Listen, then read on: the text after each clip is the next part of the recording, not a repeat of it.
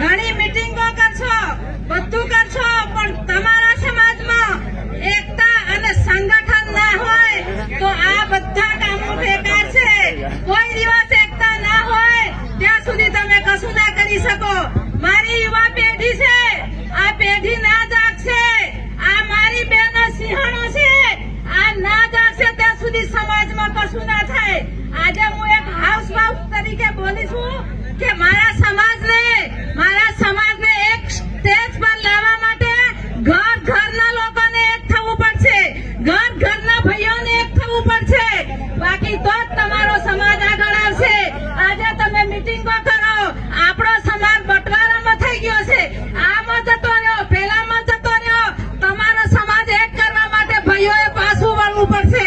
આપણા સમાજનો ઇતિહાસ જાણવો પડશે. એમને એમ ના ચાલે. આ સમાજ તમે નથી જાણતા. તમારા બાળકોને સિટીમાં મોકલો, તમારું બાળક ભાડે ના રહી શકે. ગરીબ આદિવાસીનો દીકરો ભણી ના શકે. ગરીબ આદિવાસી દીકરાને મકાન નથી આપતા ભાડે, તો મારો આદિવાસી દીકરો કઈ રીતે શિક્ષણ મેળવી શકશે?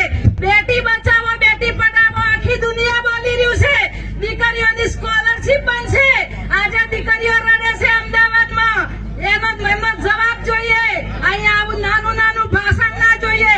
મારા નેતાઓને કેવું છે, મારો સમાજ ગરીબ નથી, મારા સમાજ નેતાઓને ગરીબ કર્યો છે.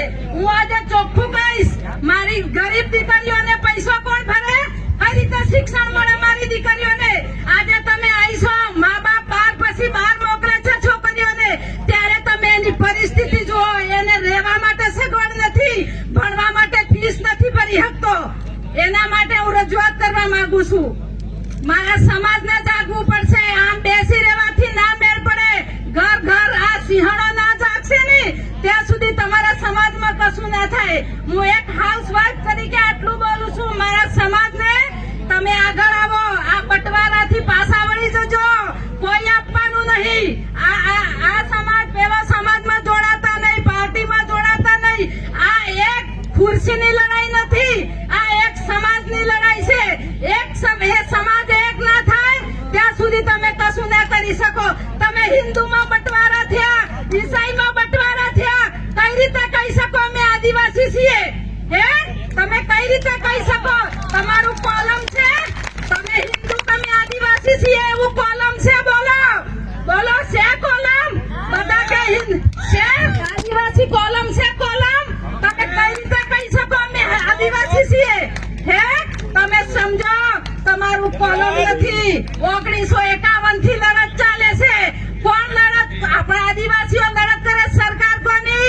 ભાજપની સરકાર. ચોખ્ખું કહું છું, એ આદિવાસી કોલમ આ નહીં મળતું. આપણને ખબર પડી એટલે સમજી લેજો અને સુધરી જજો અને સમાજને હાથે લેજો. આ સમાજને એક ના કરશો ત્યાં સુધી તમે કશું ના કરી શકો. હું મારા સમાજ તરફથી કહું છું, મને ટાઈમ નથી. જય જોહાર, જય આદિવાસી. ધન્યવાદ.